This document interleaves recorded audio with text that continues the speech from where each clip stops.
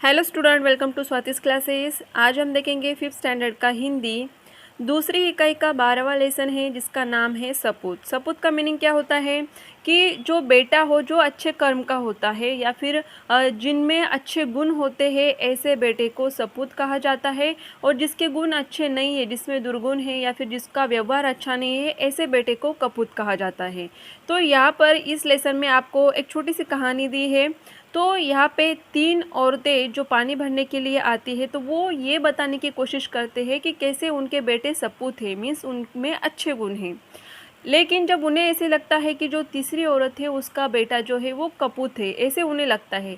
लेकिन बाद में उन्हें ये पता चलता है कि एक्चुअल में उनका ही बेटा सच में सपूत था या फिर उसमें अच्छे गुण हैं। और ऐसा क्यों होता है, देखिए, एक बेटे को अच्छा कब माना जाएगा, बेटा हो या फिर बेटी हो, उनको अच्छा कब माना जाएगा कि उनका व्यवहार जो होता है वो दूसरों के साथ अच्छा तो होता ही है, लेकिन अपने घर वालों के साथ, अपने माता पिता के साथ अगर अच्छा हो तो उसे अच्छा माना जाता है। आप भले ही बहुत ज़्यादा पढ़ लिख लो या फिर अब जॉब करो या फिर बिजनेस करो, लेकिन आपका व्यवहार अगर अच्छा नहीं होगा तो आपको कोई भी अच्छा नहीं कहेगा।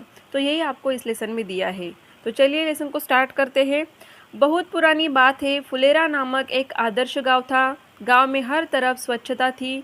गांव की गलियों में नियमित रूप से झाड़ू लगाई जाती थी। तो आपको बताया है यहाँ पे कि ये जो गांव है ये कौन सा है, फुलेरा नामक है, जिसमें हर जगह पे स्वच्छता आपको दिखाई देगी। ऐसा एक स्वच्छ और सुंदर गांव था जहाँ पर साफ सफाई हमेशा की जाती थी। नालियाँ रोज साफ की जाती थी। लिपाई पुताई करके घर आंगन सुंदर रखा जाता था। परिसर में बड़ी संख्या में पेड़ पौधे थे। कुएं का पानी निर्मल रखने के लिए आवश्यक सावधानियां बरती जाती थी। पनगढ़ स्वच्छ और सुसज्जित था। पनगढ़ मीन्स पानी भरने की जो भी जगह होती है वो। तो देखिए, पहले पैराग्राफ से ही आपको पता चल जाएगा कि कितना अच्छा गांव होगा ये, कि जहाँ पर इतनी अच्छे से साफ सफाई की जाती है, नालियों की साफ सफाई की जाती है, घर हमेशा स्वच्छ और सुंदर बनाए जाते हैं। परिसर में अगर जहाँ पे पेड़ पौधे होते हैं वहाँ तो बहुत ही अच्छा लगता है। तो यहाँ पर आपको दिया है नेक्स्ट।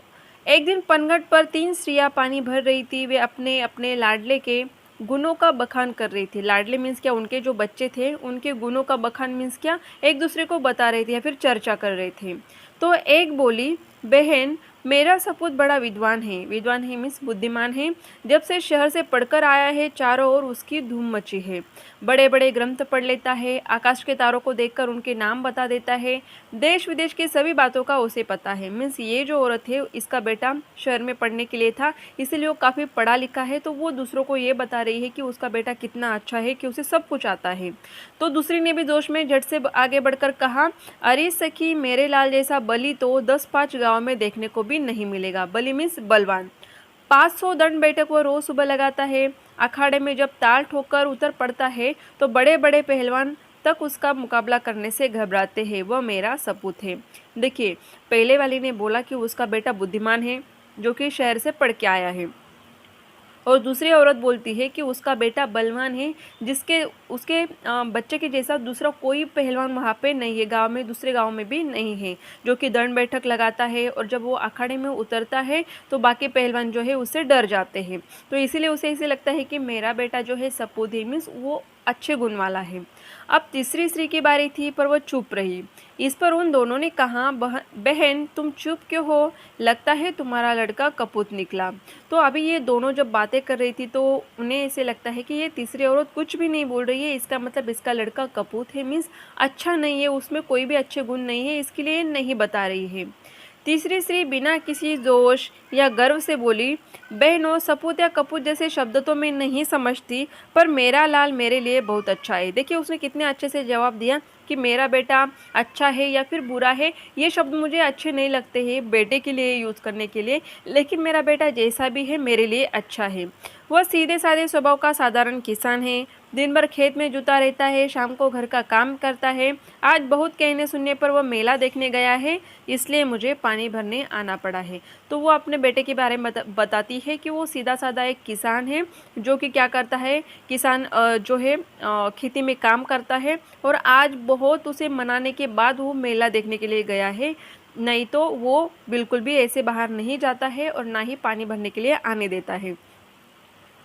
तीनों स्त्रियां अपने अपने सिर पर घड़ा रखकर चल पड़ी। अभी वे 2-4 कदम ही चली थी कि पहले स्त्री का पुत्र आता हुआ दिखाई पड़ा। पास आते ही उसने अपनी माँ से कहा, व्याख्यान देने जा रहा हूँ, भोजन वही करूँगा। देखिए अभी तीनों पनघट से जो मटके थे उनके पानी के लेकर निकली है।